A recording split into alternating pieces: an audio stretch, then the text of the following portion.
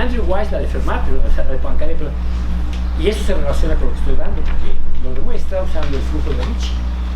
Es un flujo. ¿Te acuerdas que yo escribí el espacio de métricas riemannianas? Y parecía una que payaso, ¿no? Pero ese espacio, en ese espacio es importante porque es donde si dan una ecuación de evolución, una ecuación diferencial allí, porque campos vectoriales pueden dar espacio de dimensión infinita, ¿no? Si tiene una estructura. Entonces hay una cosa que se llama la ecuación de Ricci, es un campo vectorial allí, y entonces tiene soluciones locales. Muestra Hamilton, pero no sabe si tiene existencias locales, ¿no? Si las soluciones explotan en infinito.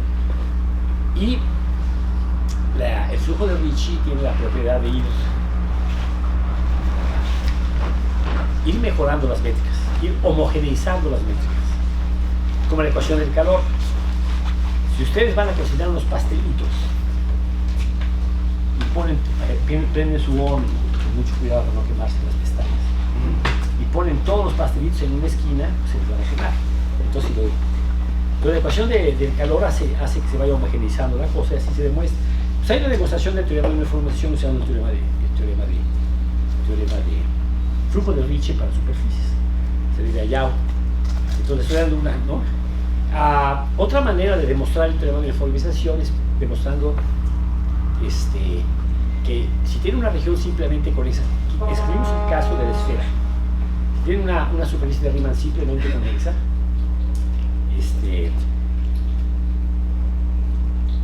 entonces siempre existe una función holomorfa al plano, un biholomorfismo a un abierto del plano.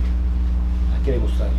Y si ya tiene un biholomorfismo al abierto del plano, si esto del plano para, y si es un abierto simplemente conexo del plano, porque la imagen es simplemente conexa, entonces utilizan el teorema de Riemann.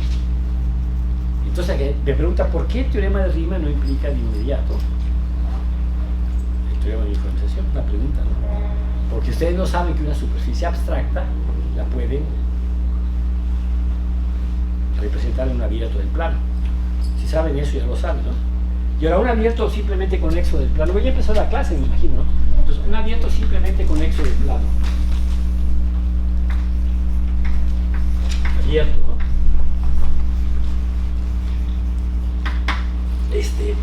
Cuya frontera no es vacía. Eso quiere decir que la frontera contiene más de un punto, ¿no? Entonces, implica que existe phi de U en el disco. Recuerda que el disco ya había usado esa notación, ¿no? O en el disco tal que phi es holomorfa, es biholomorfismo. En otras palabras, phi es holomorfa, satisface la ecuación de Cauchy-Riemann, es biyectiva, y su inversa, ya de gratis, de hecho, en este caso, su inversa es holomorfa. Y la demostración, hay una demostración muy bonita que se le da a un gran matemático que casi nunca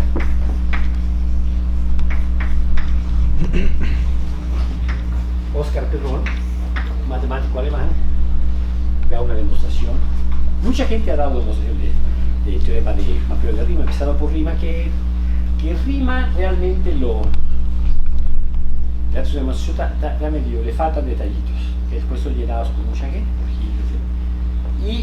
pero primero voy a hablar de Riemann. Fíjense como Riemann, que no era físico, y de hecho como físico dice que no era, es un genio, como matemático no hay nadie más, ¿verdad? Como físico como tal no lo consideran, no lo ponen en la lista, ¿no? Como Einstein, Maxwell, ¿no? A pesar de que al haber inventado, creado la geometría riemanniana, detona la posibilidad de hacer relatividad, eso es más matemática, ¿no? Y realmente es interesante eso. A veces yo reflexiono, bueno, es que realmente lo único que tengo que saber en mi curso de cálculo es saber derivar 2 veces las parciales, ¿no? Todo lo que se utiliza, toda curvatura, aquella fórmula que le puse está horrible, les derivan 2 veces, ¿no? El laplaciano derivan 2 veces, ¿no? La ley de Newton. ¿Por qué la naturaleza eligió la segunda derivada como la importante? ¿Verdad?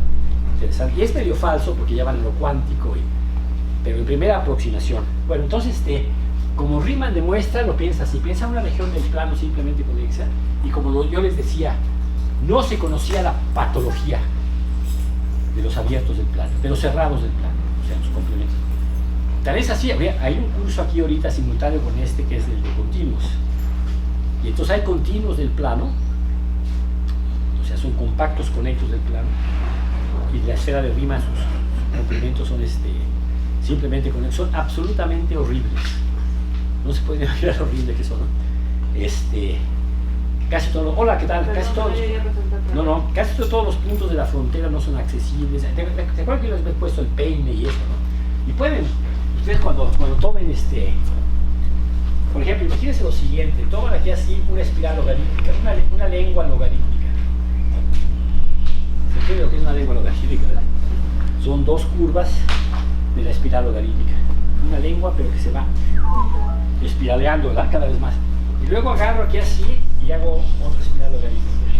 Me estoy saliendo de la partitura, esto no lo tenía pensado hacer. Y lo hago así y hago otra espiral logarítmica. Bueno, pero tiene sentido porque esto es un infinito de vuelta, además que no lo puedo dibujar. Lo hago así, ¿sí? Y así me pongo esto. Es que esta en realidad ya me carga así. Y luego digo, no, ya, mejor aquí ahora le pongo otra lengüita y aquí otra. Pero ya ven lo que puedo hacer, ¿no? Sí. Y es una región simplemente conexa de las bonitas, ¿eh? Porque les puedo dar una región simplemente horrible. Y entonces, si Riemann hubiera llegado aquí al seminario que está en paralelo con esto, y dice, voy a demostrar que toda región simplemente conexa del plano que la frontera, que tiene más de un punto, es biomorfa plano, y acaba de ver las exposiciones de los de continuo y dice, no, súper falso, ¿no? Sin embargo, es cierto. Y como lo que hace Riemann, lo hace a la física, por eso dice, bueno, pensamos que esto es una lámina conductora, ¿no? Un metal, es una lámina metálica, y ponemos tierra, aislamos la frontera, es un aislante, ¿no? Ahí le ponen una cerámica, que pues, la cerámica se vuelve superconductora, ¿no? Pero bueno, ponen. No puedo resistir decirle mi mayor contribución a la física, porque estaba hablando de cerámica. Y resulta que en el año 88, Miller, un físico que trabajaba para IBM, descubrió un material superconductor y resultó ser una cerámica, ¿no?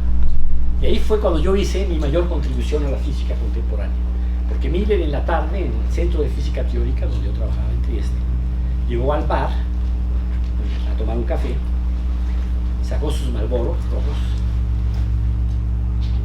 puso aquí así, y de pronto yo que me entraba allí era un fumador. Llego y prendo su cigarro. Dice, primera contribución a la física. Segunda contribución. Perdón, es que como hoy es el último día les voy a contar. Luego entramos en matemáticas. El segundo día, bueno, resulta que Stephen Hawking, a quien tuve la oportunidad de verlo, hasta me lo presentó Jim Mills en Cambridge, estaba dando una conferencia, no en el Centro de Física Teórica, sino en la CISA, que es la Escuela Internacional, la Escuela Superior, ¿no? Y resulta que venía con sus ayudantes, unos jóvenes así con típico nerd de Oxford, Oxbridge, ¿no? O sea, casi cara de inteligente, así como venía caminando por el pasillo para entrar al otro edificio y estaba cerrada la puerta, venía con sillas de ruedas, corro, y abro la puerta y entra Hawking y sentí que había hecho una gran contribución. Bueno, pero en fin, son experiencias padres porque luego en la conferencia había como 500 alumnos y empieza a hablar, ya ven como una voz electrónica, ¿no? At the beginning, ¿no? Empieza como el génesis. Padrísima su conferencia y su estudiante estaba al lado ahí, casi no se movía con su aparato y centrado con la computadora a su alumno, ¿no? Que ponía las transparencias, no se acaba, ¿no? Entonces se oye, ¿are there any questions? Yo así, y de pronto alguien pregunta, silencio, very interesting question, y la responde, ¿no? Me quedé yo así, wow, la gran tecnología, ¿no? Pero bueno, en fin, he aquí un abierto, ¿no? Bueno, entonces ahora como lo hace, entonces volviendo acá, entonces Riemann piensa que esto es una placa conductora de metal, digamos cobre, una placa de cobre, y entonces pone una carga eléctrica aquí, P, ve el potencial, ¿no? Calcula el potencial logarítmico, y se da cuenta de que la superficie de nivel, entonces pone, lo que encuentra es una función armónica que va al infinito en P y cero en la frontera. Entonces lo que estoy diciendo ya no lo hago porque yo les dije que no soy analista. Vamos allá con encuentra la función de Green, entonces encuentra una función que es armónica, ¿no? Y que toma valores de la frontera en este caso el punto y la... Pero ve cómo se puede eléctricamente, ¿no? Como un electroncito allí, así lo pensaba, ¿no? Y entonces lo que ocurre es que hay las superficies equipotenciales y su gradiente, y esos son como coordenadas polares. El gradiente es ortogonal a la superficie de nivel. Las superficies de nivel están logarítmicamente, el nivel C es E a la C realmente, y entonces encuentra coordenadas polares, ortogonales, ¿verdad? Con eso lo manda al disco y automáticamente va a ser, una vez que trabajar va a ser conforme, porque los vectores, la diferencial, este vector tangente a la curva de gradiente y tangente a las equipotenciales se paraliza completa, las de gradiente, ¿no? Y entonces así lo encuentra.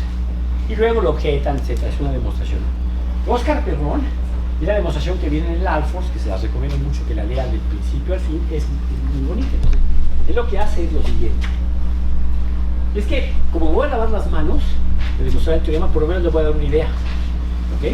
Entonces ahora, Perrón hace esto. Tiene una región. Ese es el chiste canónico.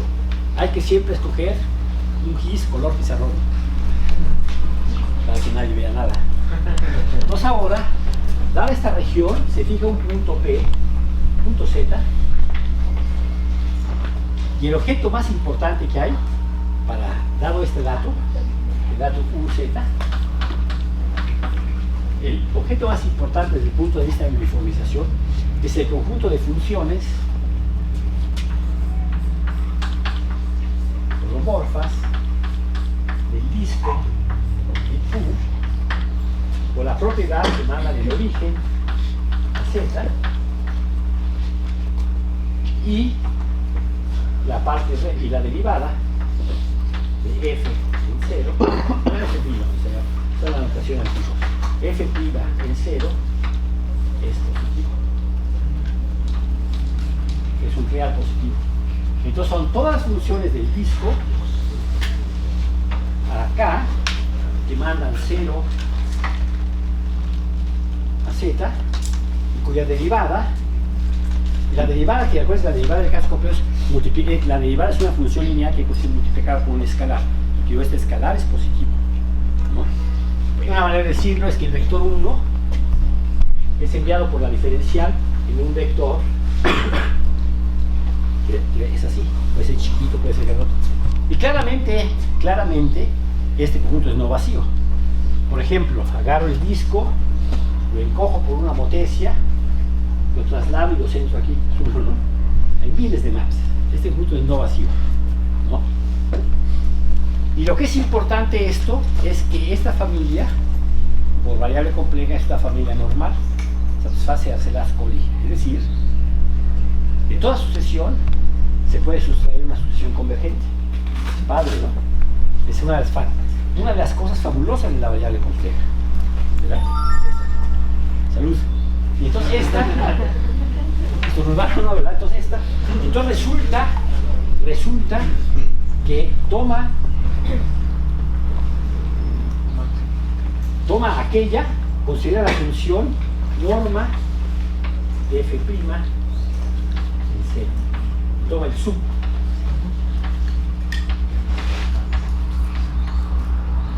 toma el supremo de esto, la que más estira, ¿sí? Toma el conjunto, toma este conjunto de reales, los valores de esta derivada, toma el sub de eso, y entonces existirá una familia que se aproxima a esto. Como la familia es normal, esta familia converge y encuentra una que realiza el máximo. teorema, esta tiene que ser sobre, si no es sobre puede tener una que estira más, y es inyectiva porque si no, pero todo eso que estoy diciendo viene muy bonito, pero con lo que dije ya lo encuentro. Así se demuestra el teorema de Riemann, ¿no? Y yo utilicé este método de Perron para demostrar, por eso me gusta tanto, porque yo hice una pequeña contribución a este tema, este artículo sobre, yo demostré que tiene una foliación en un compacto foliado por superficies de Riemann, una unión de superficies de Riemann bien bonitas, como un hojaldre, todas son hiperbólicas, entonces se pueden uniformizar continuamente. Entonces usé un método a la Perron. Entonces más o menos le doy una idea, ¿no? Cómo se hace. Y de hecho, tengo una idea, no sé por qué nunca la he visto, se me acaba de ocurrir una demostración de teorema de uniformización, creo que voy a intentar escribirlo, pero ella utiliza un teorema fuerte. Si resulta, tomo una superficie simplemente con este y considero este, fijo un punto y considero esta familia, que es no vacía. Y si este sub es infinito, hay un teorema de Brody, matemático, que dice que la superficie es el plano. A ver, el plano, vamos a ver el plano, cómo funciona esto. Pues hay la identidad del disco, la derivada vale 1. Multiplicar por 2, la derivada vale 2. Multiplicar por 3, el disco lo voy dilatando y claramente este sur pues vale, ¿verdad? No está acotado. Hay un teorema, el teorema que estoy usando aquí es el teorema de Schwarz. El teorema de Schwarz dice que no puedo dilatar como se me pegue la gana. Y en toda mi demostración, que se les doy mi secreto, no la vayan a publicar antes que yo, es que tomo una superficie de Riemann, fijo un punto y tomo todas las funciones holomorfas. Claro que no lo van a publicar, porque porque utiliza el teorema de Brody. Entonces, si esto explota, el teorema de Brody dice que es E, y acabé. Y si no, existe una función límite, y esta función límite uniformiza. Entonces no les he demostrado nada, pero casi ahorita les estoy viendo, ahorita corren, toman el material que le di, y dicen, pues sí está. ¿Sí? La demostración de Köbe consiste en el hecho de que puse el principio de reflexión de Schwarz y el hecho de que toda variedad se puede triangular, hasta variedades no compactas, como la tesis de mi amigo aquí, que tiene una nueva demostración usando el teorema de Mapeo de Riemann, justamente, de toda variedad. Ustedes, creo que Gaby Hinojosa les dio y eso, permíteme, jugué un pequeño papel con eso, porque yo empecé un día, llegué superficies no compactas, y resulta que había Margareta, ¿la conoces? Margareta Böge, una colega de aquí, también le fascinó, ¿no?, el estudio de las superficies no compactas. A mí siempre me fascinó ese teorema de que no son clasificables y son... Pero a ver, entonces me estoy saliendo del tema de la partitura porque hoy es día libre, es el último día de su curso, entonces vamos a divertirnos, ¿sí? Entonces, y luego entro a la partitura, ¿ok? Ahorita agarré el violín y se desafinó, pero... Entonces yo digo, ¿será cierto que cualquier superficie abierta, orientable, la puedo... Claro que no la puedo encajar en el plano, pero la podré sumergir. Por ejemplo, el toro menos un punto. ¿Sí? Todo el toro menos un punto. No se puede encajar en el plano. Demostración. Ya sabes.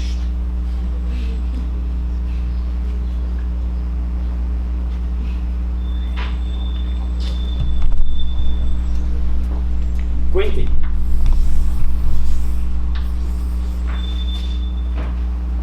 Eso es el toro menos un punto inmerso en el plano, apachurrado en el plano. Es fácil de ver porque realmente el toro menos un punto es un cuadrado. Bueno, el toro menos un punto es lo mismo que el toro menos un disco cerrado, ¿no? Entonces el disco pues, son 4 pedazos del pastel, ¿no? Cuando pego esto con esto y esto con esto, estos 4 pedazos se vuelven 4 pedazos de un pie, ¿no? Y entonces el complemento es esto, ¿no? Y entonces tengo que pegar esto con esto, esto con esto, esto con esto, esto con esto, y esto con esto. Lo más que para apantallar a mis estudiantes de Francia, a veces se quejaba porque mi francés era muy malo, entonces dije, ah, sí. Y entonces ellos, los estudiantes de Francia llevan siempre estuches. Aquí tengo a alguien que estuches con colores y todo, ¿no? No tengo estuches. ¿Cómo? Sí, yo no tengo. Tú no tienes, pero sabes que es cierto lo que estoy diciendo. Son muy buenos alumnos, llevan todo muy bien en un estuche. Entonces yo llegaba a mi curso, bueno, entonces todo me supo, le dibujaba la velocidad de la luz y se le caían los lápices y todo eso, no podía hacer tan rápido. Obviamente practiqué bastante para encontrar eso, como practiqué horas para girar una mano en un sentido y la otra en otra, en dos números que son independientes sobre los racionales. Por ejemplo, uno entre raíz de 2. Entonces obviamente, bueno, pues ya, entonces, lo que te estoy diciendo es que yo les preguntaba el torito por qué el toro menos un punto no se puede encajar, se puede sumergir.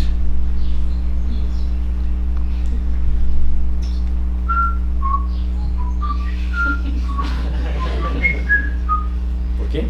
Porque el toro, entonces, les voy a decir la respuesta porque tan jovencitos no lo saben, y a mí me costó trabajo, yo lo supe hasta ya un poco más grande, porque el toro contiene dos curvas lisas que se intersecan transversalmente en un punto, a saber un meridiano y un paralelo.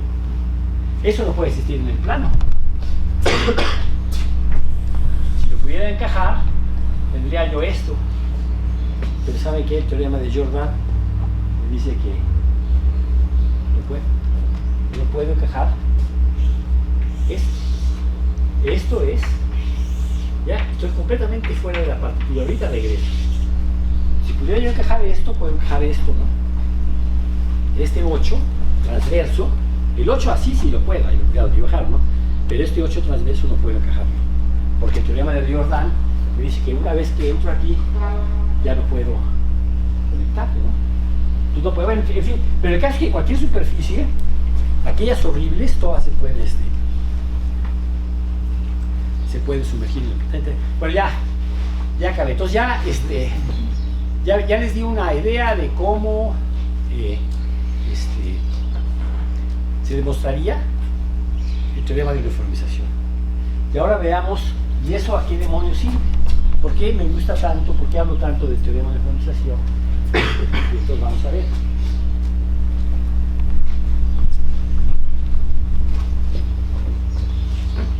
Porque esto tiene como consecuencia, como ya vieron ustedes con Fuensanta, creo que vieron recubrimientos, ¿verdad? Revestimientos.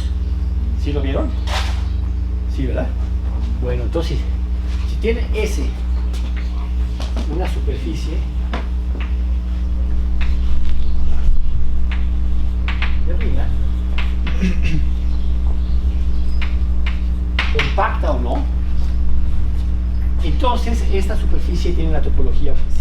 Hay un teorema que dice que bueno, estoy suponiendo que es Hausdorff, ¿no? Que siempre tiene base numerable, bueno, siempre tiene un recubrimiento universal. Hay una superficie que reviste, recubre, ¿cómo le dice? Covering. Exacto, es decir, que cada punto posee una vecindad que está parejamente cubierta, es una frase, no me gusta, está uniformemente cubierta. Es decir, hay un abierto tal que la preimagen es una unión ajena de abiertos, donde la restricción de P es un uniomorfismo.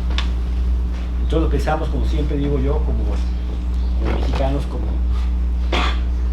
los mandamos a comprar las tortillas, ¿sí? Las tortillas, es un paquete de tortillas, se proyecta. Aquí veo que hay unos que han ido a Las Vegas a jugar, se ve como un paquete de naipes. No, cierto, juegan en la facultad, juegan brisca, ¿verdad? O se puede ver como crepas. Bueno, pero el caso es que esto es cubierto, y obviamente, dada una estructura compleja en S, hay una natural aquí, que es mandarlo. Es muy fácil tomar la imagen recíproca de la estructura compleja, ¿verdad? Entonces quiere decir que P, existe una estructura compleja en ese tilde, para la cual P es un biolomorfismo local, ¿sí? Y entonces ya S se vuelve simplemente conexa, y entonces S, por el tema de una uniformización, es o delta, ¿sí? Hay esta dicotomía, ¿no? mutuamente exclusiva, excluyente, ¿sí? Y además la teoría de cubiertas dice que ese se obtiene de ese tilde por la acción de un grupo, se llama el grupo de recubrimiento y automorfismos. Y ese debe ser automáticamente por biolomorfismos de ese tilde. Entonces esto va a querer decir que cualquier superficie se obtiene de delta o de C tomando un grupo de biolomorfismos que actúa propia, libre y discontinuamente, ¿verdad? Por ejemplo, el toro. El caso del toro, el grupo de automorfismos es la retícula generada de traslaciones, generada por 1 y tau, ¿verdad? Y para el caso de superficies que son cubiertas por delta, bueno, las cubiertas por C se dice que son superficies de tipo parabólico y las cubiertas por delta de tipo hiperbólico. Las cubiertas por C no hay muchos, hay solo 2, bueno, hay solo 3: C misma, C estrella, y C estrella el recubrimiento es la exponencial, explícito, ¿sí? La exponencial manda el plano en el plano menos origen, la exponencial no se anula de manera como cubierta. Y el cilindro, ¿verdad? Ah, bueno, C estrella es el cilindro, ¿verdad? Nada más hay 2. Ah, no, y el toro, pero el toro, el cilindro C. O sea, tipo parabólico solo hay 3, pero tipo hiperbólico a todas las demás. Entonces, todas aquellas que vieron, fíjense qué curioso, todas aquellas que vieron ustedes de la escalera de Jacobo, la cárcel infinita, todas miles de, ¿no? El complemento de un canto, el complemento, todas esas poseen una estructura de superficie de Riemann y son cubiertas por el disco. Todas se obtienen por el disco, por un grupo, ¿no? Entonces está padre, ¿no? Ahora, el grupo puede ser horrible, ¿no? Y hay un teorema que, por cierto, aquí sabe cómo demostrarlo un estudiante, creo que no lo has puesto como corolario. Toda superficie abierta quiere decir conexa, no compacta, ¿no? Quiere decir, toda superficie abierta tiene grupo fundamental libre. Está padre, ¿no? En otras palabras, si no es simplemente conexa, se retracta un buque de círculos. Entonces libre, no hay relaciones, está padrísimo, ¿no? Y claro, por ejemplo, pues la escalera de Jacobo tiene grupo libre, ni número infinito. Entonces, esto quiere decir que todas las superficies de Riemann están en correspondencia biológica con grupos de biolomorfismos de delta o C, grupos que actúan propia, libre y discontinuamente. Y entonces está padre, porque hay que entender cuáles son esos, ¿no? Entonces, la primera cosa que hay que ver es lo siguiente. De hecho, a mí me gusta más dar clases en pizarrón que con el aparato que... Pero lo que pasa es que me salgo del huacal, pero bueno. Si no me acusan, porque en Francia no podía hacer eso, en Francia me le policopié, sí, bueno, ni modo. Entonces, bueno, ahora bueno, entonces delta.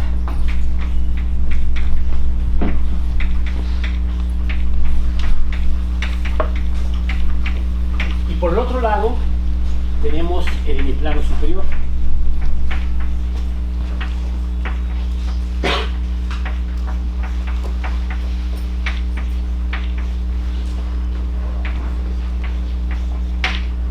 Y la función C de H2.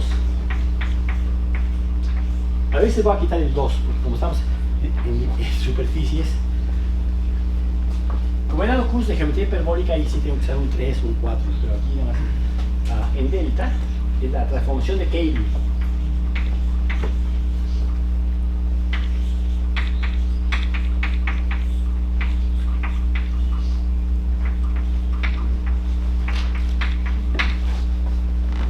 Esta es una transformación fraccionaria lineal, es holomorfa, manda todo en el plano superior en el disco. ¿Por qué lo manda? A ver, vamos a demostrarlo. Bueno, ¿a dónde va I?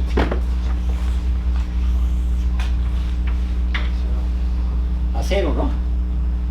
Y luego, ¿a dónde va el eje real? Bueno, va al círculo, porque si z es real, tengo un número dividido entre su conjugado.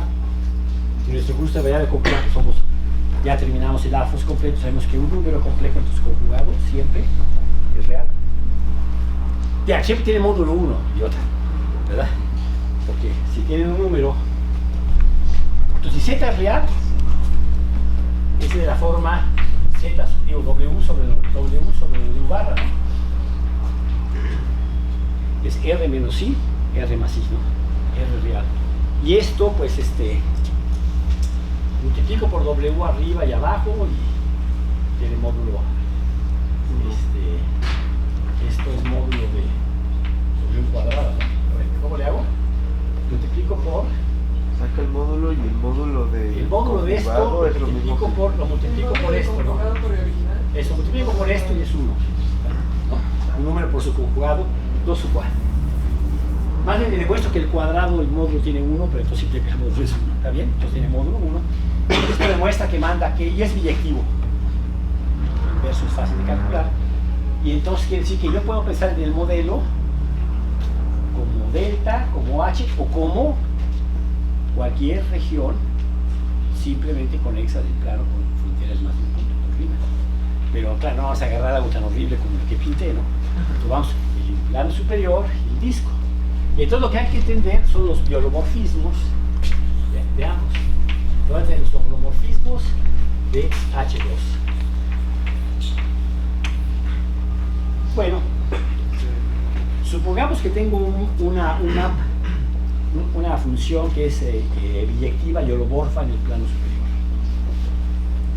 Entonces un teorema no tan trivial, debido a Cartier, dice que se extiende continuamente a la frontera, como biomorfismo.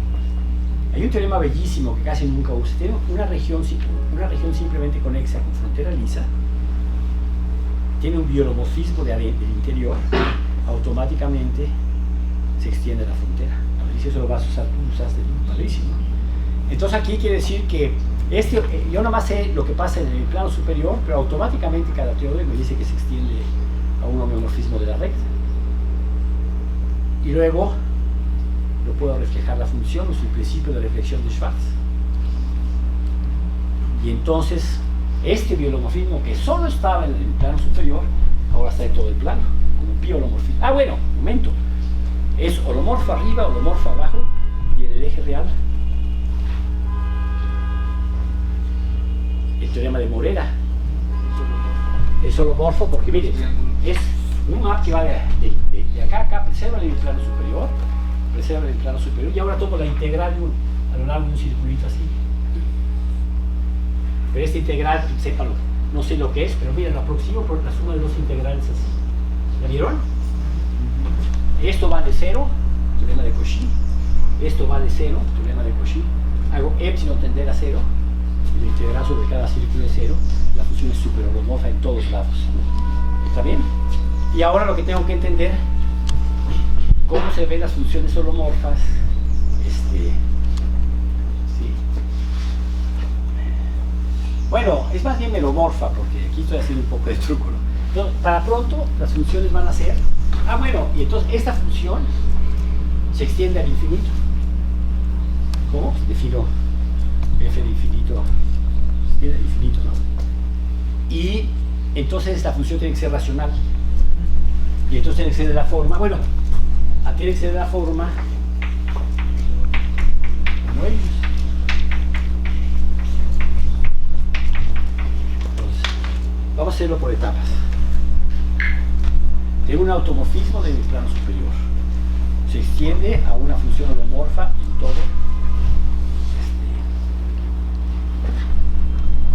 En todo C. ¿Sí? Una función meromorfa todo C. Porque no he demostrado que no tenga polos en el eje real. Bueno. Y después, bueno, un teorema fundamental que casi no enfatiza es el teorema siguiente. Una función holomorfa en toda la esfera de Riemann es por definición una función racional, por definición. Pero tenemos otra definición de función racional, el cociente de dos polinomios. Entonces toda función racional define, por ejemplo, la exponencial es superholomorfa en todos lados, excepto el infinito. Pero si el infinito hubiese sido racional, entonces la exponencial sería racional. Pero es fantástico teorema. Entonces, quiere decir, con esto se demuestra que al infinito la singularidad no puede ser esencial, porque si fuese esencial, hay un teorema famoso de Picard que dice que tomaría un número infinito de valores y no se puede.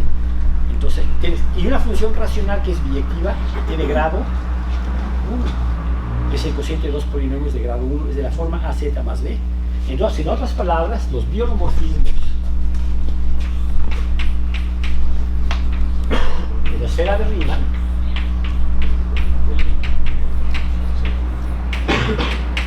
son las transformaciones de Möbius.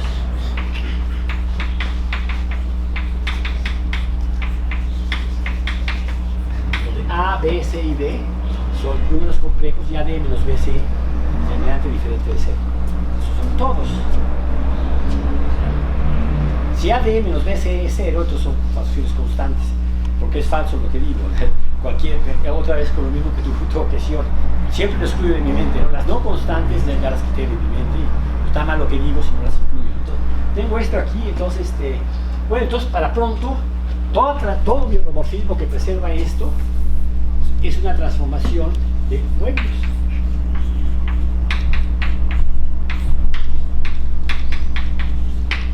Pero, como preserva orientación y preserva el eje real, esto fuerza a que A, B, C y D sean reales. Entonces, esas son el determinante diferente del cero. Entonces, este grupo se llama, es el resultado más importante de SL. Ahora, el conjunto de matrices 2×2 reales con determinante 1 se llama SL2. L de linear es de special, ¿verdad? Y el P quiere decir que a una matriz te toca una transformación. A la matriz A, B, C, D te toca la matriz de Möbius obvio, AZ más B sobre Z más D. Pero a la matriz negativa le toca el mismo, porque cancelamos los menos. Entonces por eso hay una ambigüedad. Y el P quiere decir que se obtiene de SL12R dividiendo por el subgrupo normal de orden 2, la identidad y la identidad. Entonces, ese es el grupo de biolomorfismos. Un grupo fantástico. Cuando yo estaba haciendo mi tesis, tuve un tiempo en Brasil y tuve la oportunidad que visitó un gran matemático, se llama Blaine Lawson, un gran geómetra diferencial. Y le dije, estoy trabajando en sistemas de Anoso y bla, bla, bla, bla. Estás trabajando en aquel grupo famoso SL2R. En primaria, eso. Ya ves cómo es como cuando está en la facultad, claro, uno que sabe todo, ¿no? Y yo, y no, tenía razón, ¿no? Por ejemplo, hay un libro famoso de Blanc, se llama, ¿cómo se llama? SL2R. Y para la gente como tú que vas a trabajar en eso es fundamental, ¿no? Y yo, y mis alumnos a veces, no estos, pero los primeros, no sabían por qué yo hablaba tanto de Möbius y eso, ya chole, ¿no? Vamos a otro tema, ¿no? Pero bueno, entonces, el caso es que esto es son los biolomorfismos. Y entonces quiere decir que cualquier superficie hiperbólica, entonces recuerden, S es hiperbólica, definición no lo escribo, si su recubrimiento universal es delta o H. O sea, si no es el cilindro, si no es estrella, ¿sí? Entonces, dado S, se le asigna entonces gamma, que es el grupo fundamental de S, abstracto, debe haber fijado un punto base, ¿no? Y ese gamma es un subgrupo, lo puedo pensar, actúa como transformación de recubrimiento, es un subgrupo de PSL2R. Y si yo hubiera conjugado G, obtengo la misma superficie. Entonces van a ver, creo, con Carlos Cabrera, va a haber una biyección entre clases de conjugación de subgrupos discretos que actúan propia y discontinuamente y superficies de Riemann. Todas las superficies de Riemann de tipo hiperbólico están ahí. Todas las que vieron de no compactas y que son horribles, todas están allí. Todo es teoría de grupos. ¿No? Y bueno, y entonces pero ahora ocurre uno de los milagros más fabulosos, es que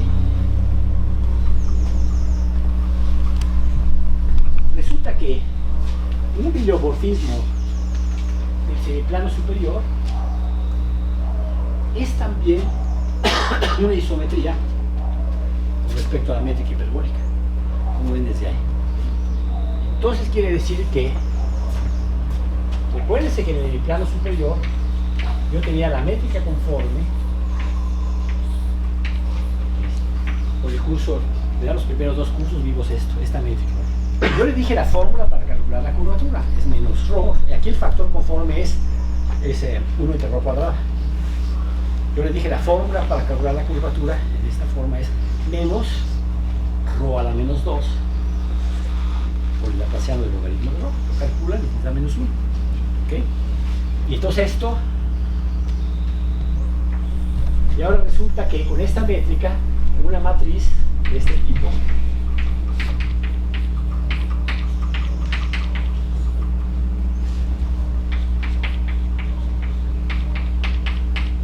reserva la distancia, es una isometría de esto. Entonces esto va a querer decir que los biolomorfismos del plano superior es lo mismísimo que las isometrías que preservan la orientación del plano superior.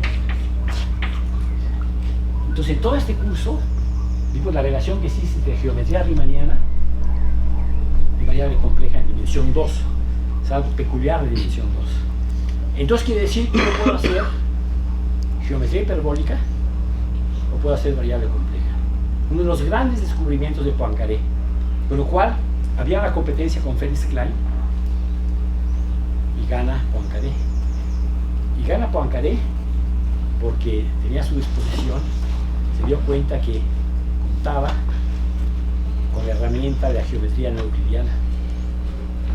Entonces, fabuloso, puedes hablar de polígonos, puedes hablar de puedes hablar de reflexiones, pero puedes usar la geometría, ¿no? Y entonces, cuando yo siempre les digo, voy a mandarlos con Chava para que hagan análisis, y él manda a los geómetras, que digo, no les respondo porque no puedo, pero entonces lo que quiero decir a todos los estudiantes, y creo que me dice mi alumna que aprendió de mí, de las pocas cosas que aprendió de mí, es que hay que aprender de todo, no hay que ser prejuicioso, no, yo no voy a esa cosa de álgebra, no, nada, todo. Y si en su tesis doctoral necesitan categorías meta-abelianas, con eso les ¿saben qué? Lo van a usar. En esa desesperación, me voy a acabar la beca de CONACYT. A mí, si me hubieran dado me hubiera tenido que... Entonces, lo que quiero decir con esto, el mensaje que les quiero transmitir a los jóvenes, es eso, ¿no? Es que todo hay que aprender. Hay que ir a los seminarios de los otros. Pues no, voy para los otros, ¿sí? ¿No? Hay que, sí. Y hay que divertirse, es la otra cosa que les dije, no, estamos aquí para divertirnos. Y si nos paga, pues mejor, ¿no? Bueno, entonces quiere decir que esto es el grupo de isometrías. Y entonces ahora quiere decir que con esta métrica, bueno, y entonces la primera observación es que si ahora veo el modelo del disco y uso la transformada de Cayley, entonces voy del disco por la inversa de Cayley al plano superior, aplico una isometría y la regreso. Y entonces un ejercicio muy fácil es que una isometría de aquí se ve así.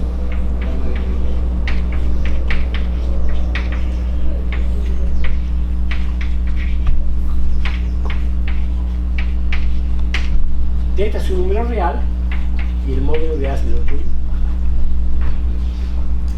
Otra vez ocurre lo mismo aquí. Si Z tiene módulo 1, esto tiene módulo 1. Ejercicio muy fácil, bueno, es como el otro de allá, ¿no? Que, ¿sí? Si Z tiene módulo 1, este número tiene módulo 1, preserva el disco, es invertible. ¿A dónde va a dar A? Al 0. Y entonces quiere decir que como el A lo puedo escoger cualquiera, puedo ir de cualquier punto a 0. Y por lo tanto de cualquier punto a cualquier punto. Pero también me interesan las direcciones. ¿Sí? Quiero que sea isotrópico el espacio. Y es muy claro porque la transformación, o sea, cuando A vale 0, estas están allí. Y estas son rotaciones euclidianas. Entonces, dado cualquier vector centrado en 0, le puedo mandar a cualquier otro unitario, ¿verdad? Cualquier vector unitario unitario en qué métrica. En la métrica hiperbólica, que les recuerdo que era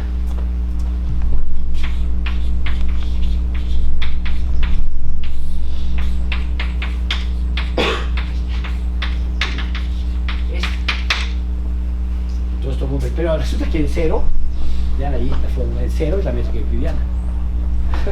Entonces ahí el 1 es el 1, ¿no? Entonces tomo un vector unitario euclidiano y lo roto. Entonces esto va a querer decir que yo puedo pasar el teorema, entonces que acabo de demostrar, es que dado dos vectores unitarios, claro, si tienen norma diferente, no puedo pasar de uno a otro con una isometría. Isometrías preservan longitudes, ¿no? Y las tangentes. Pero dado dos vectores unitarios arbitrarios, B1 y B2, existe una, y solo una, isometría que manda este punto en este punto y este vector en este vector. Entonces ya demostramos un teorema PC2R, como es un grupo de Lie. ¿Qué variedad es? Está parametrizado por θ, más bien dicho por E a la I θ y por A. El A varía en el disco, el θ varía en el círculo, entonces el disco abierto por el círculo es un torozoide. Entonces el grupo PC2R, que obviamente tiene dimensión 3, porque son A, B, C, D, son 4 parámetros, pero el determinante vale 1. Entonces se encuentra en una cuádrica, ¿no? Entonces este grupo de dimensión 3 es ese, y ya lo entendimos, ¿no? Y ahora usamos variable compleja, geometría hiperbólica, por ejemplo, uno de los grupos más, este es el grupo PC2R, y este grupo son subgrupos de un grupo más grande, que son los aquel de allá, ¿no? Los biolomorfismos. Entonces nos acordamos para qué sirve la geometría elemental.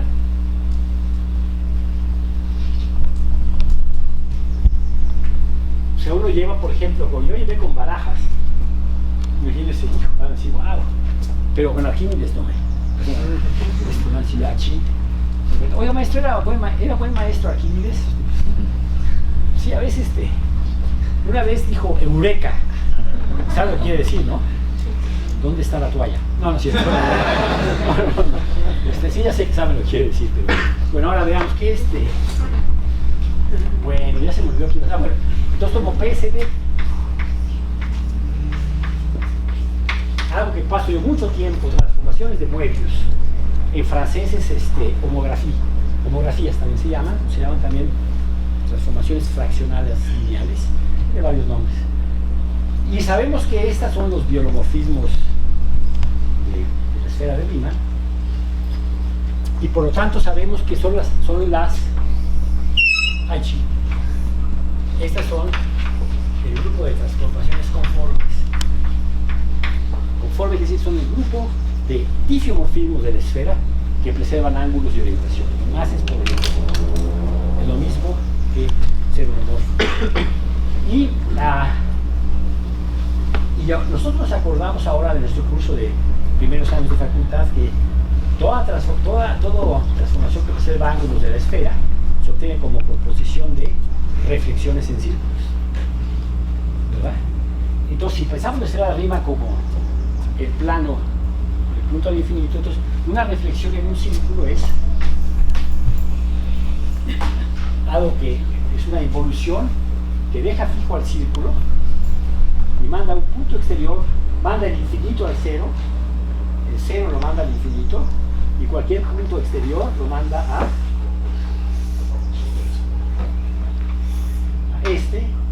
la operación inversa se hace así. Dado un punto que no es el origen, se traza la cuerda, se traza la dos, esa es la. Pero hay una fórmula clásica, es estos 4 puntos están en relación anarmónica. La razón cruzada en ese orden es menos, eso lo define bien. Pero como somos geómetras, a ver, la más fácil de todas es esta.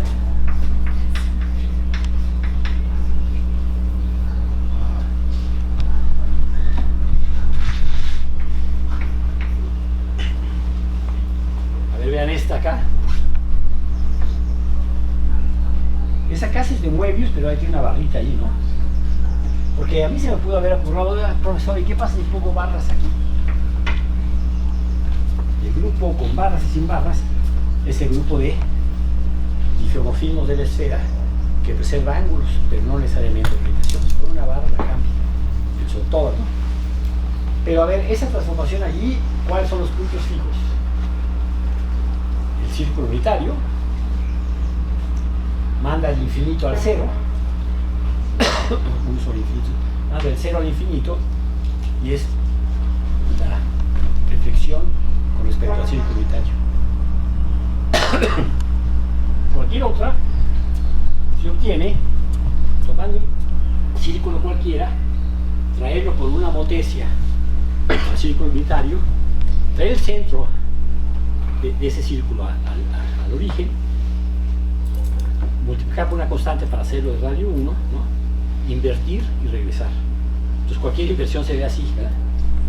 Ya, para no tener que preocuparme en definir, pero geométricamente es lo que yo les digo. Y entonces un teorema bellísimo dice que estas transformaciones, ¿qué propiedades tienen? Las inversiones en círculos. Preservan ángulos, mandan círculos en círculos, y sobre todo preservan la razón cruzada. Preservar la razón cruzada se pone en su grupo de alfa, de su variable compleja. 4 puntos son cocíclicos, si solamente si su razón cruzada es real. Esto va en particular a implicar que este grupo, las funciones de Möbius, uno, manda círculos en círculos, ¿no? Preserva la razón cruzada, y por lo tanto, un ejercicio muy elemental es que cualquier transformación de Möbius es una composición par de reflexiones, inversiones se llama, inversión-reflexión, en círculos. En otras palabras, se pueden utilizar los círculos como espejos. Esto lo puede usar como espejo el círculo unitario, ¿no? Lo de afuera se va adentro, lo de adentro afuera. Y entonces quiere decir que está padre, ¿no? Que es pura geometría elemental, ¿verdad? Con regla y compás puedo, ¿verdad?, hacer esto. Y entonces tengo esto.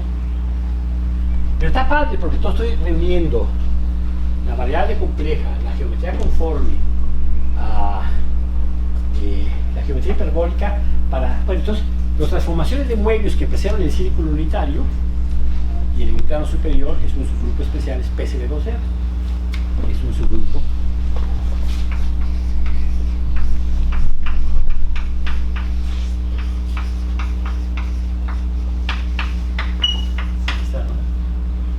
Bueno, pero entonces quiere decir que dado cualquier círculo aquí, es enviado por una transformación acá en otro círculo. Y otra propiedad importantísima es preservación de ángulos. Entonces esto va a querer decir que todos los semicírculos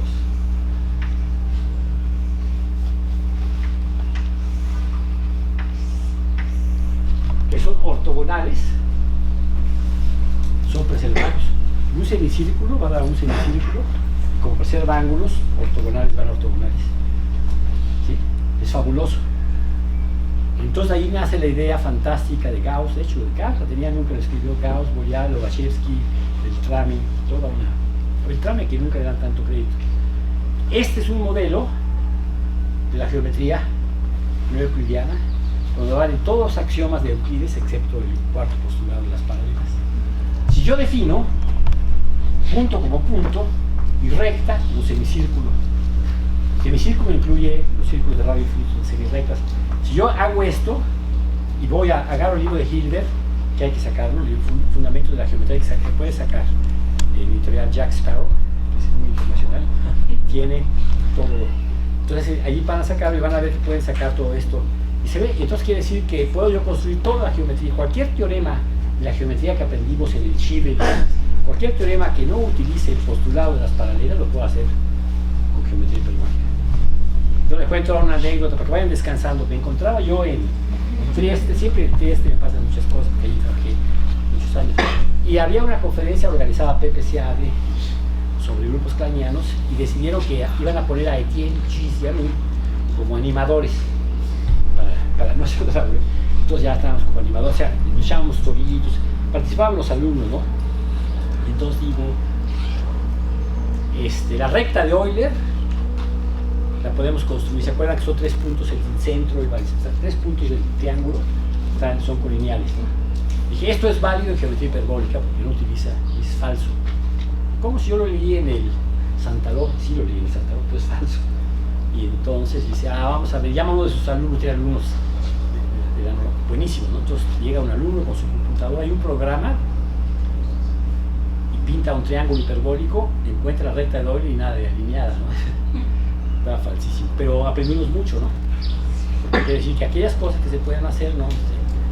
Bueno, entonces, quiere decir que ya, entonces ya nos va a llevar el teorema de uniformización. A ver, el teorema de uniformización nos va a decir varias cosas. Por ejemplo, en una superficie de Riemann tiene sentido hablar de un círculo redondo. ¿Cómo desde ahí? Claro, la uniformizo. A ver, ¿cómo se obtiene en la superficie? Tomando el plano superior y tomando el cociente en un grupo gamma. Este cociente tiene un dominio fundamental. Hay un polígono convexo, posiblemente no compacto, y las fronteras son, bueno, ahí está para pintar, las pinté convexas. Se lo había pintado aquí. Dado cualquier superficie de Riemann, hay un polígono convexo, posiblemente con un número infinito de lados. Si la superficie fuera compacta, es un polígono convexo compacto, con un número infinito de lados, tal que si agarro mi grupo gamma y lo aplico a este polígono, me lo empapela. Padrísimo, como Escher, ¿sí? Entonces, pero, de hecho, si yo agarro un círculo aquí cualquiera, el que se me pegue la gana, y lo mando a la superficie de Riemann, voy a definir eso como círculo, la superficie de Riemann.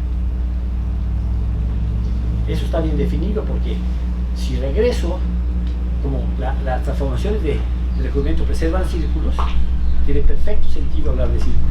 Está padre, ¿no? A lo mejor no me sirve para nada, pero yo le digo, a ver, les doy un número real y un vector tangente, trazo un círculo. ¿Cómo le hago? Tomo el vector tangente, lo regreso por la diferencial del recubrimiento universal, trazo un círculo, y los reales para decirme qué radio tiene, y lo regreso, ¿sí? Entonces tiene sentido hablar, ¿no? Entonces los recubrimientos universales sirven en particular cualquier cosa que se preserve bajo el grupo de transformaciones de recubrimiento, yo heredo. Bueno, entonces quiere decir que puedo hablar, en particular, como yo puedo hablar, bueno, a ver, corolario de esto, toda superficie de Riemann tiene una métrica con curvatura constante. Si es la esfera, curvatura es igual a 1, o R igual a constante, si la esfera es de radio de R.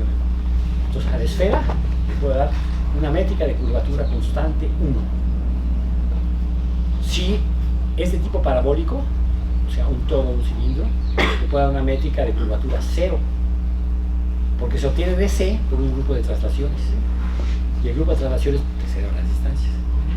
Entonces, y si es de tipo hiperbólico, le puedo dar una métrica de curvatura -1. Entonces aquí el teorema que le digo, toma las métricas riemannianas, módulo la relación de ser conformemente equivalentes, diferir de un factor, y ahí hay uno y solo un punto con una métrica de curvatura constante. Entonces ya está padre, que decir, verán ustedes el pretzel, por ejemplo.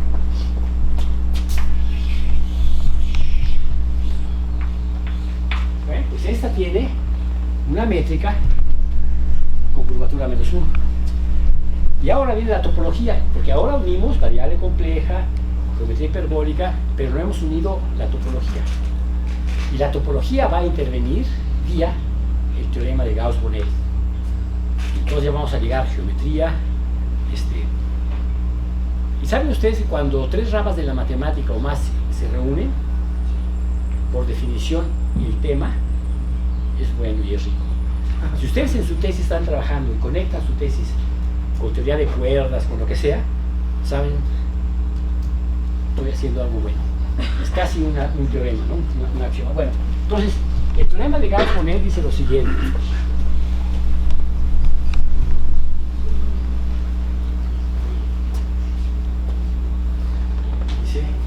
es para superficies compactas. Entonces, sea ese.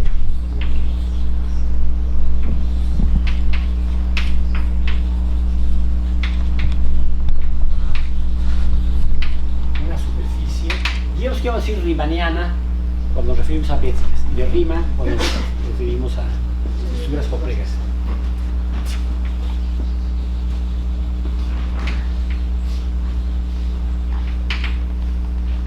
Entonces, la integral sobre S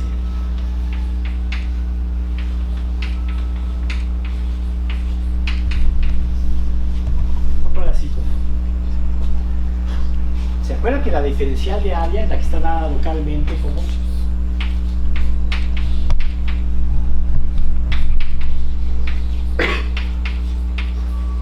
¿verdad? Que yo les escribí la forma de área localmente y había una partición de la unidad para hacer todo eso, ¿no? Esto es el dA localmente, diferencial de área. Entonces esto quiere decir, tengo un elemento de área en mi superficie compacta, tengo una función canónica que es la curvatura, le integro sobre toda la superficie y esto va a ser la característica de orden Poincaré de la superficie. Entonces el lado derecho solo depende de la topología y el lado izquierdo, fantástico, ¿no? Sí, es una constante, ¿sí? Y esto aquí así es 2 donde G es el género, el número de hoyos. Como ya les hablaron de superficies no compactas, saben qué es el género, ¿verdad? Entonces eso así. Bueno, y esto, si se triangula, la variedad es igual al número de aristas menos el número de vértices menos el número de aristas más el número de caras. Pura triangulación. Triangula su superficie, toda superficie se puede triangular, cuentan el número de vértices, le restan el número de aristas y le suman el número de caras de triángulos, y ese número no depende de cómo triangularon la superficie y es igual a ese número, ¿no? Y en particular, si G es mayor que 1, característica de S es negativo, ¿no? Y en particular, ya implicar a una superficie de género 2 no es posible darle una métrica con curvatura positiva. ¿Ven la obstrucción como la topología implica obstrucción a la geometría? Y este teorema, si lo llevan a la potencia 1000, llegan al teorema de Atiyah-Singer, premio Abel, ¿no? Como la topología es una obstrucción a cosas de geometría, ¿no? Entonces es fabuloso. De hecho, yo le puse tú conoces a Richard Muniz, ¿verdad? El esposo de Matilde. Martínez, no. Sí, lo conozco, no me importa. Le puse como torito demostrar el teorema de Gauss-Bonnet a pie. Lo logró. Y ya lo va a mandar al Nordland. A ver, yo les dije que el espacio de métricas es una variedad de Fléchet. Y hay un funcional canónico que consiste en tomar la integral de Gauss-Bonnet. Dado una métrica, yo calculo esto, que no sé que es constante. ¿Y qué pasa si yo sé diferenciar el espacio de Banach y sé calcular, ¿verdad?, los máximos y los mínimos se obtienen con derivadas? ¿Qué pasa si demuestro que la derivada es cero? Entonces demuestro que este número es independiente de la métrica. Y luego lo calculo en un ejemplo y sí lo sacó. Esto lo aprendí yo de una observación que hizo Alan Kohn. Pero no da la demostración, y dije, pues ¿cómo le hará, no? Y sí, pero se lo va a demostrar. Pero esto entonces quiere decir que toda superficie de género mayor o igual que 2, compacta, tiene una métrica con curvatura constante menos 1. Está padre, ¿no? Porque se puede uniformizar. Luego, el espacio de todas tales métricas es otro boleto. Eso se puede parametrizar, se llama espacio de Teichmüller, espacio de móduli, y es también un tema fabuloso, ¿no?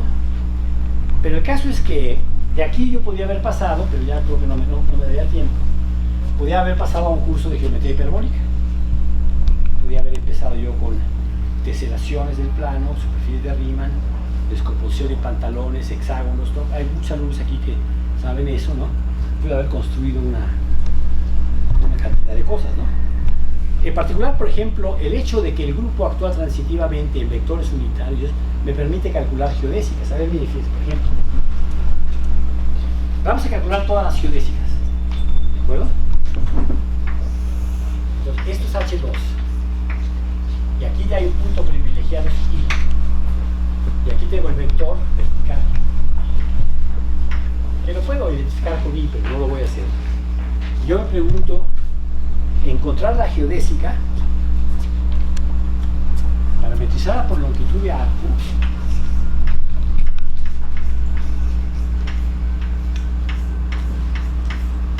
con la propiedad que pasa por punto I y su derivada en 0 y es tangente este vector. Y entonces yo afirmo que es la siguiente.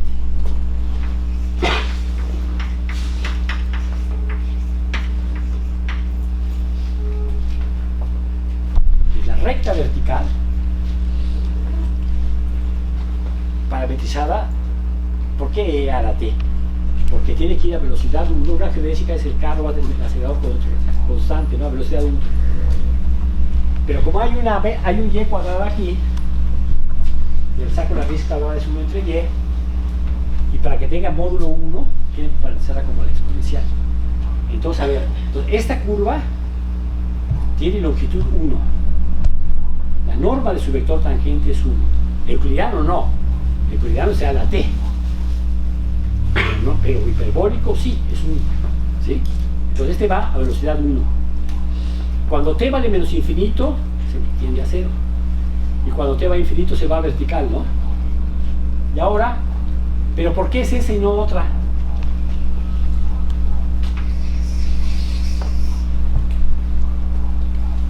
Porque en cuanto yo agarre una componente horizontal, no optimizo la longitud.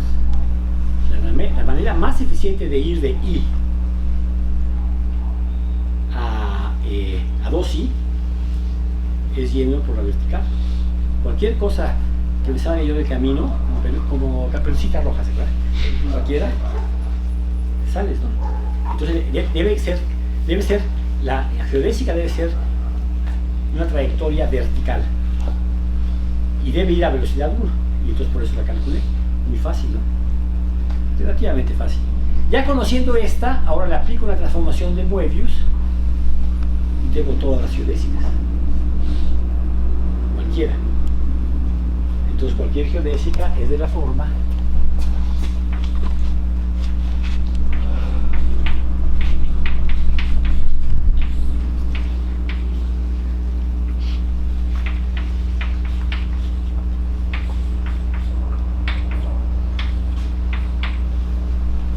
geodésica es de esa forma. Aquí tengo que calcular cuánto vale A, B, C y D para que el vector tangente sea cualquiera. Entonces, dado este I, hay una transformación que me lleva este vector a cualquier otro unitario, ¿no? Esa es la transformación que aplico, la A, B, C, D. Esta geodésica va a esta. Y como una recta vertical es un semicírculo, su imagen es un círculo, ¿no? Y ya parametricé todas las rectas, ¿no? El caso es que aquí con este truco, usando la homogeneidad, usando la geometría, puedo hacer todo lo que... Puedo calcular área de triángulos.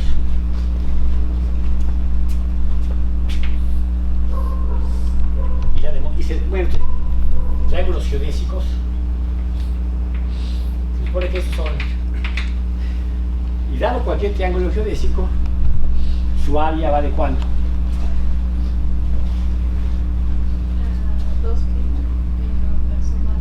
¿Cómo? Pi menos la suma de los ángulos internos. ¿Sí? Entonces el área. Y eso es Gauss-Boré, pero no lo voy a demostrar. Pero se demuestra integrando nada más. Bueno, ahora, iba a decir. Bueno, ahora quiero hacer un pequeño divertimento sobre la característica de Rey-Poincaré. ¿Está bien? Bueno, a ver, vamos a ver.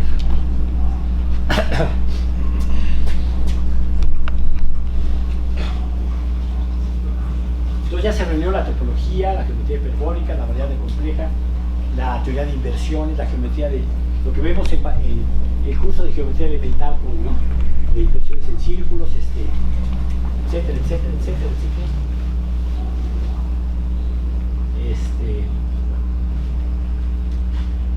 Entonces, definición.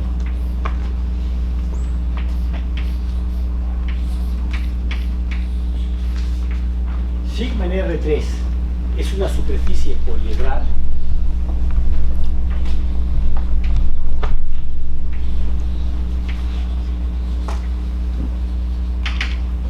triangular.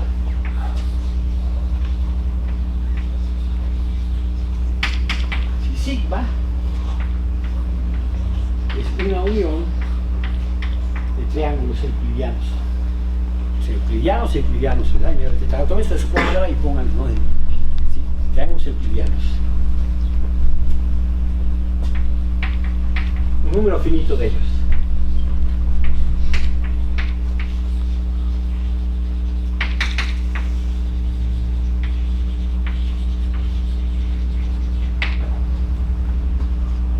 Bueno, TI intersección TJ es o vacío, un triángulo está por acá, otro por acá, o si se intersecan en una arista común.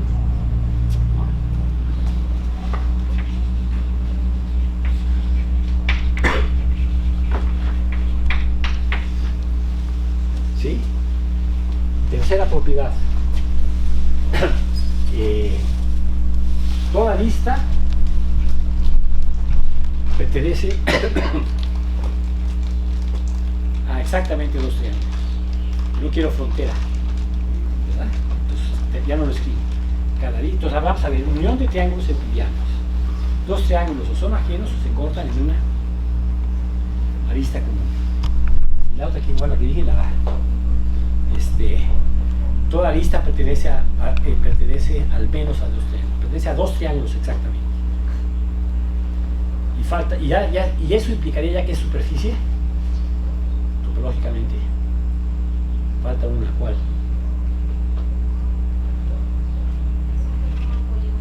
¿Cuál? ¿Cómo?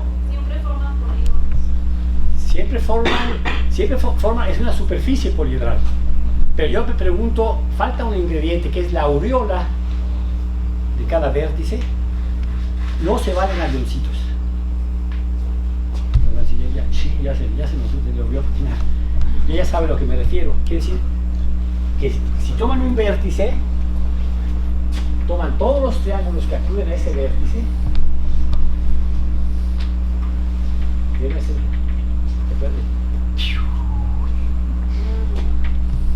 Esos son tres triángulos, ¿no? Y lo que yo quiero es que esto no se vale, perdón. Esto no se, es anterior de eso, pero no se vale esto, a ver. Tomo un tetraedro. Y aquí tomo todo tetraedro. Son dos tetraedros que tienen un vértice común. Y se hace todo lo anterior. Y claramente no es una superficie, una singularidad ahí horrible. ¿Quieres que se cierren bien, Exacto, que se cierren, pero eso lo digo así. Que si yo tomo una pequeña esferita, la intersección de eso con eso es conexo. Lo quiere decir para ya matemáticamente. Y eso se llama la aureola. Bueno, como los santitos, la aureola se llama fico, le llama la aureola. Le llaman en inglés link. Hay mucha gente aquí en singularidades que le llaman, fue en Santa, le llaman el link. Entonces, que eso sea conexo. Entonces, ejercicio de esto es un... Bueno, fíjense, en un punto interior a un triángulo, claro que es variedad. Un circulito. En un punto, en una arista, plancha. Y en un vértice, y es donde entra esta cosa, ¿no? Ahí se valen piquitos, pero no dobles piquitos, ¿verdad? Y entonces, esto dice que es superficie poliedral. Y un teorema dice que toda superficie compacta es homeomorfa a una superficie poliedral. Vamos a ver un ejemplo. Toman un cubo. La superficie de un cubo. pues no son triángulos, pero nada tontos. Metemos una diagonal en cada cara, ¿no? ¿Sí? Luego tomen una llanta cuadrada. A ver, un toro, vamos a tocar. Entonces toman una llanta que no le conmigo que era muy seco.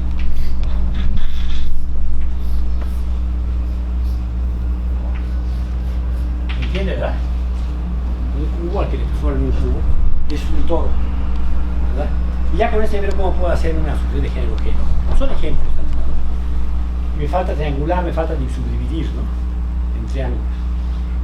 Y luego hay un invariante muy bonito que es el siguiente: que agarran un vértice, tiene un número finito de vértices,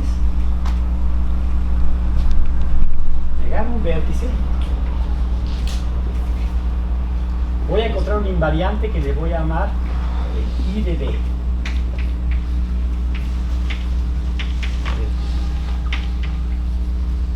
Pues va a ser 2pi menos la suma de los ángulos, los triángulos que acuden a ese vértice, que tienen eso como vértice, ¿verdad? En este vértice hay un cierto número de triángulos y sumo los ángulos y le quito 2pi. Por ejemplo, si esto es 0, ¿qué quiere decir?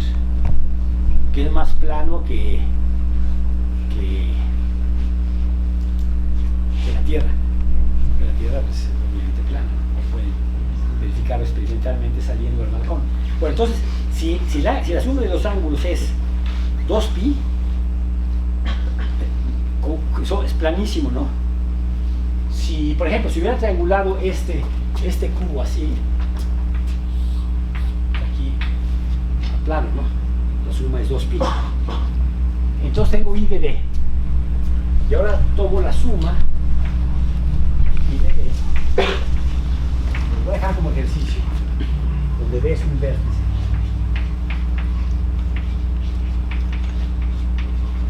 ¿Sabe qué es esto? Lo dejo como ejercicio bellísimo. La característica de la superficie.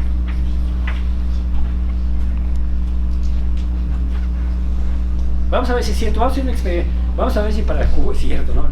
El cubo, si en el cubo no me sale 2, porque la característica de la esfera es 2, ¿no? Es 2 menos 2G, ¿no? La esfera no tiene hoyos. Entonces me voy a agarrar el cubo.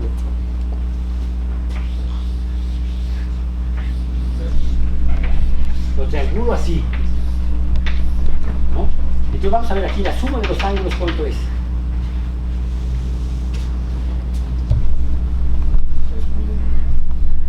Son 390, ¿no?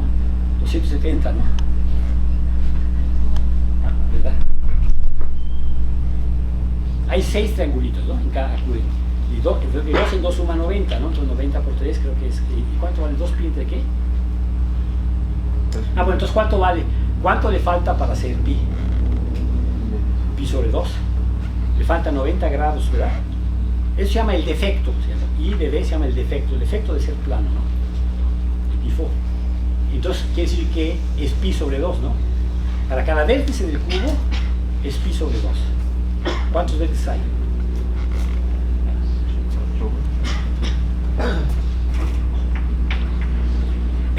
Nadie me corrigió, porque obviamente como lo define es un número irracional. Me faltó un 2pi ahí, pónganlo, corríjanlo. ¿Sí? Bueno, entonces vamos a ver. ¿Cuánto era? Pi sobre 2 por 8, hay 8 vértices. Y pi sobre 2 por 8, ¿cuánto da? 4pi. Y 4pi es 2pi por 2. La característica de Euler es 2. Dice, no, a ver, agarre un triángulo y un tetraedro. Lo va a agarrar regular, pero si lo hubiera agarrado irregular es lo mismo. A ver, lo agarro regular. Entonces cada ángulo, o sea, esas 4 caras son triángulos equiláteros. Entonces son 60 grados cada uno. Entonces en un vértice, ¿cuántos son? 180. 6 por 3, 18, 180, ¿no? Entonces el defecto es pi. ¿Y cuántos vértices tiene? 4. 4pi, entonces 2. Bueno, dice, no, calma. Pero como hace un teorema que ya demostraron, para que no se lenguajes, pero bueno. Entonces, a ver, hágalo usted para un dodecaedro. Y cosaedro sería más fácil porque ya está triangulado. Pero no importa, hagan lo que haga, es un teorema, les va a salir, ¿no? Y si lo hacen para esto, triangulado, dividan para triangular, ¿eh?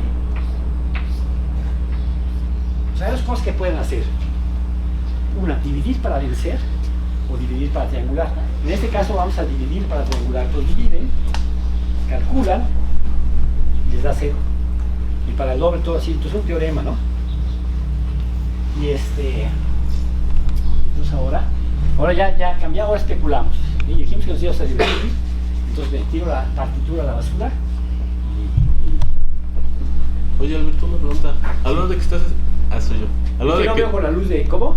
Que a la hora de que haces la suma ahí en los vértices, relacionándolo con el teorema de Gauss-Bonnet, es ahí porque se concentra la curvatura. Ya vas llegando a lo que iba, la especulación que iba a hacer. Buena pregunta. Es exactamente lo que voy a especular. Perdón. Ahora dice, pues a lo mejor va a demostrar ya el teorema de Gauss-Bonnet. Agarrar una superficie lisa encajada en R3. La divido en pequeños triangulitos geodésicos, ¿no? Los cambio, lo aproximo por una, como hacen las computadoras, ¿no? Con los píxeles. Aproxima por una triangulación, muy inteligente. Calculo esto, tomo el límite, bla bla bla, se vuelve la integral de Gauss-Bonnet, y sí, efectivamente hay maneras de demostrarlo así, ¿no? Entonces tiene que ver con eso, ¿no? Pero es interesante porque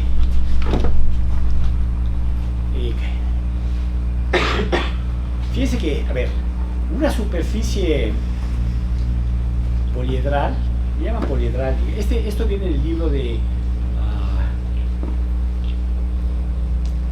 Gilbey y Pollack, de geometría diferencial, viene muy bonito. De hecho, esto lo aprendí de Dennis Sullivan, creo que es Dennis Sullivan el que observó esto, otro amigo de Cuernavaca también. Pero lo que pasa también tiene que ver con superficies planas. A ver, si tienen ustedes una superficie poliedral, ¿ya la vieron? Entonces, pueden hacer geometría. Entonces, tiene una métrica plana en todos lados, menos en los vértices. ¿Qué quiere decir eso? Vamos a pensar. Vamos a demostrar de otra manera que toda superficie tiene una estructura de superficie de arriba. Ya, con eso vamos a terminar, con un divertimento, ¿no? Una demostración nueva de que toda superficie compacta tiene una estructura de superficie, al menos una. Entonces agarro mi superficie, la triangulo, es orientable, compacta y orientable. La triangulo y es fácil ver que esa triangulación se puede realizar como una triangulación poliedral. La puedo encajar, ese modelo lo tengo en R3. Entonces agarro, lo meto en R3 así, unión de triángulos, ¿no? ¿Ya la vieron? Y luego en el complemento de los vértices le voy a dar una métrica plana, pues planching, ¿sí? Voy a definir la métrica planchando, ¿no? Lo plancho, ¿no? Y es más plano que el demonio, ¿no? Lo hago, ¿sí? Esto quiere decir que la distancia entre dos puntos, primero voy a dar una distancia. La distancia es el camino más corto entre dos puntos. Y el camino más corto va a ser por segmentos de recta. Porque cuando estoy en un triángulo, la manera óptima de minimalizar es yéndome por una rectita, ¿no? Entonces cuando voy aquí así, quiero ir de un punto acá, ¿cómo le hago? ¡Pum! ¿No? Ahí es cuando supe que mi hija iba a hacer matemática. Ya se les platiqué a ustedes la historia. Estaba con ella en la mesa, sacó su doctorado en matemática de nudos, y agarré un periódico, lo arrugué como si fuera un paisaje, y pinté dos puntos y digo, un caminante tiene que ir de acá a acá, vete por el camino más rápido. Estaba tomando su café con leche, lo estiró, trazó la recta y lo volvió a coger. Yo sabía la solución y así me huí. Ya se fue, la estaba molestando porque estaba leyendo. ¿Ves que cuando los lectores, cuando los molesta de la lectura no les gusta? Pero esto es lo que estamos haciendo aquí, ¿no? Lo enderezco, ¿no? Entonces quiere decir que tiene una curvatura plana. Obviamente hay cartas coordenadas holomorfas en cada punto. un vértice, lo aplano y veo un disco. En el centro, en el interior de un triángulo igual. Y los vértices, ahí no puedo hacer nada. Pero entonces ahora le puedo dar una estructura conforme de complemento de los vértices. Luego hay un teorema fabuloso que se llama el teorema de extensión de Riemann, que dice que de hecho puedo completar la estructura. Es una adaptación del teorema de singulares removibles de Riemann. Puedo remover la singularidad y ya tengo una estructura. Entonces, algo fabuloso, quiere decir que cada vez que me den ustedes una variedad triangulada, me está dando una estructura de superficie de Riemann. Y aquí tengo mi alumno. ¿No vino José? Ah, qué hombre, es que no veo nada por la luz allá. No veo puras sombras. Efraín es una sombra. Bueno, entonces de por sí no veo nada. Pero a ver, ahora vamos a hacer un experimento, ¿okay? Y con eso acabamos. Ya nos divertimos mucho, ¿no? Agarren una superficie cualquiera, compacta, orientable, triangúlenla, ¿sí? Y luego decreten que cada triángulo es equilátero de la misma longitud, del mismo lado. ¿Cómo le hacen? Cortan con cartoncillo tantos triángulos equiláteros con su superficie y los pegan según la combinatoria que le da la superficie. Triángulo 8 con triángulo 4, arista 3. ¿No? Estoy haciendo como matemáticas de los años 80. ¿Recuerdan cómo hablaban las máquinas en los años 80? Atención, enten algo. Es lo que veían mis hijos, ¿sabes? Ahora ya ustedes ya, con la animación que hay, eso hasta se han de morir de risa, ¿no? De Star Wars, por ejemplo, me quedé dormido, pero no importa.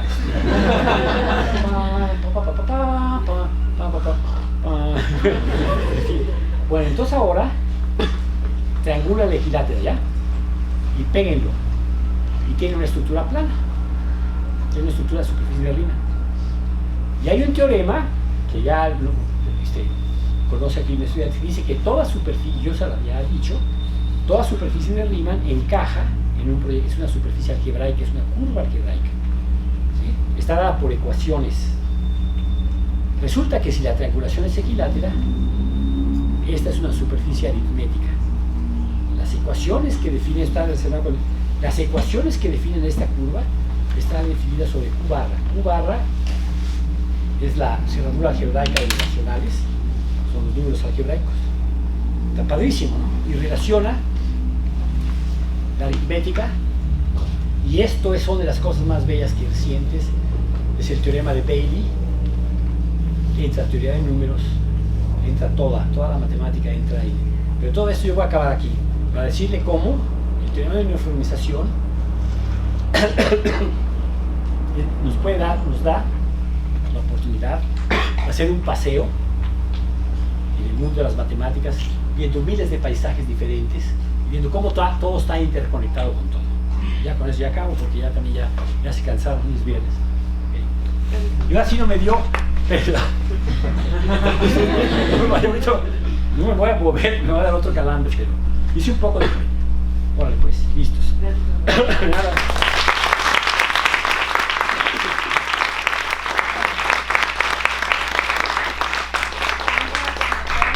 Cualquier pregunta, aquí me encantan las preguntas, no hay pregunta tonta. A ver, José, pregunta una. Las que ya preparamos antes. Había dicho de que el plano solamente puede cubrir a muy poquitos, sí. Pero faltó decirle a la esfera. ¿Quién puede cubrir la esfera? La esfera es simplemente conexa, solo cubre, pero no de forma orientada al plano proyectivo. No cubre ninguna superficie de Riemann. ¿Están de acuerdo? Pero a ver, denme otra razón. Tendría que tener un grupo que actúa propia discontinuamente de esfera, y solamente tiene que tener orden 2, y es involución antipodal, y el cociente es el proyectivo, no hay otro cociente, y el proyectivo es desorientado, no es orientado. Perfecto, muy bien. Y luego lo que quiero decir es que de ahí ya se puede calcular el espacio de móduli.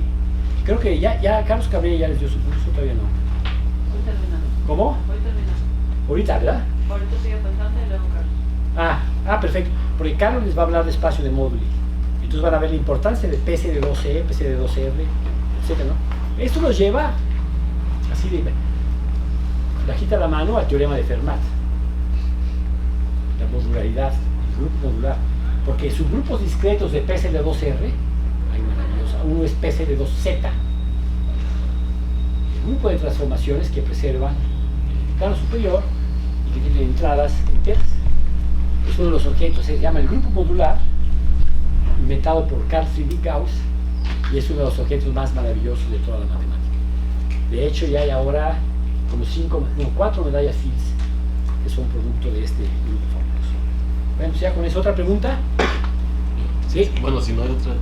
¿Cómo? Bueno, cuando dijiste lo del espacio de las métricas, entonces puedes interpretar el proceso de uniformización como una ecuación diferencial donde la métrica especial es como un punto singular o algo así. Sí, exactamente.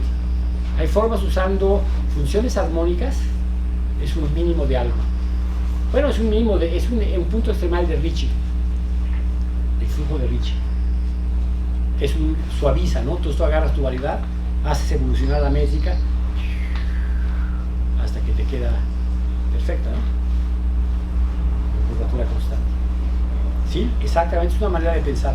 Y ahí también hay así teoremas como esos del índice de Poincaré, de que debe de haber siempre puntos fijos. Digo, hay las variedades que serán los conjuntos de todas las métricas.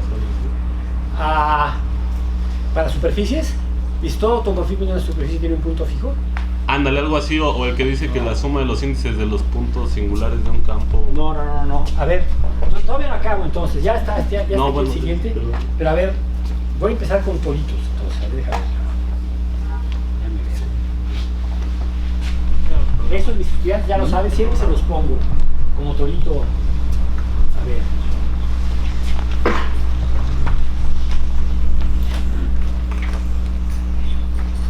Esta es una superficie de género 2.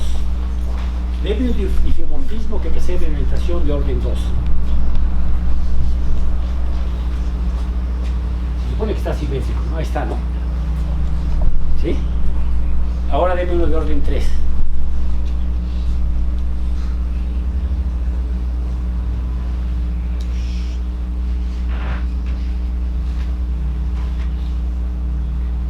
Falta un hoyo ahí, ¿no? A ver, entonces ahora tomen dos trípodes y una luego así. ¿Ven esto? Si engordan esto, es una superficie de género 2.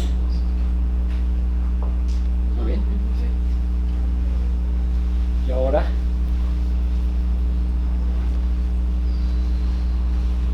o sea, en la unión de dos triple hay una rotación de orden 3 natural, stick.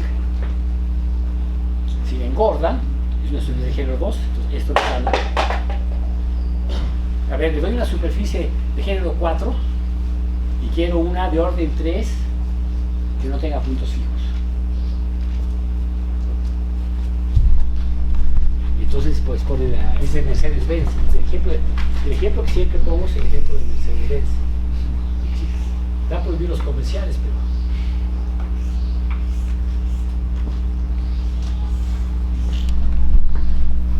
estoy diciendo no, sí, de 4, pero necesito un hoyito aquí y luego le saco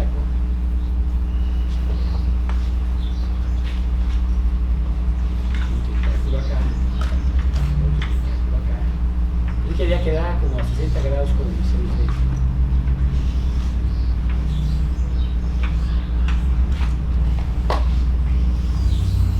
Volante, ¿vieron?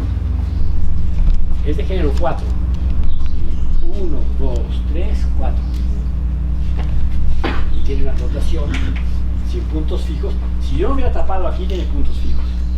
Pero si le hago esto, ¿no? Entonces empiezan a jugar así y van a darse cuenta. Por ejemplo, déjame ver.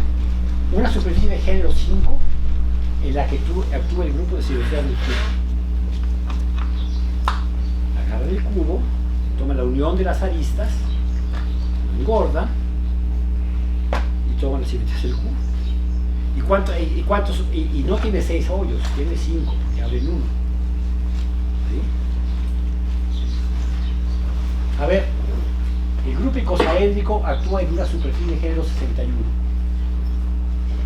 Se agarran el dodecaedro con 12 caras pentagonales, engordan las aristas, tiene una superficie de género 12, no, 11, porque se abre una, ¿no?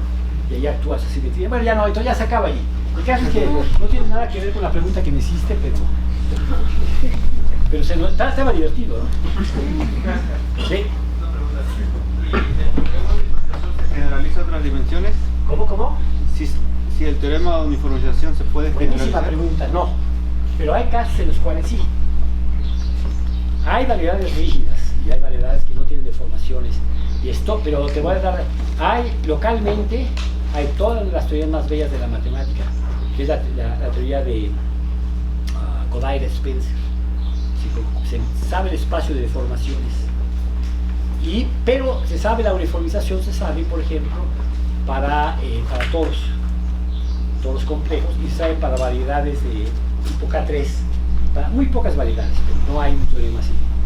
Bueno, variedades aquí que va a hablar es variedades de tipo hiperbólico también, que están cubiertas por el disco, por la bola en C2 también, pero no, casi nada se sabe.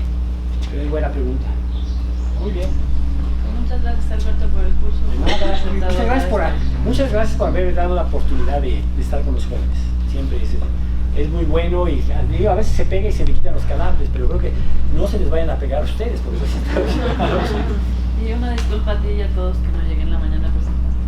¿A cuál mañana? Hoy en la mañana. No, pues ni cuenta nos dimos, empezamos. No es por ofensa, pero no empezó el curso Me alegro. sin darnos cuenta, empezó el curso, ¿no? De pronto ya estaba el curso y empezaron a llegar y ni cuenta nos dimos que ya había empezado. Pero además el tránsito estaba horrible. Sí, O sea que yo llegué por obra y gracia del Espíritu. Bueno, pues muchas gracias, jóvenes. Bueno, pues retomamos aquí.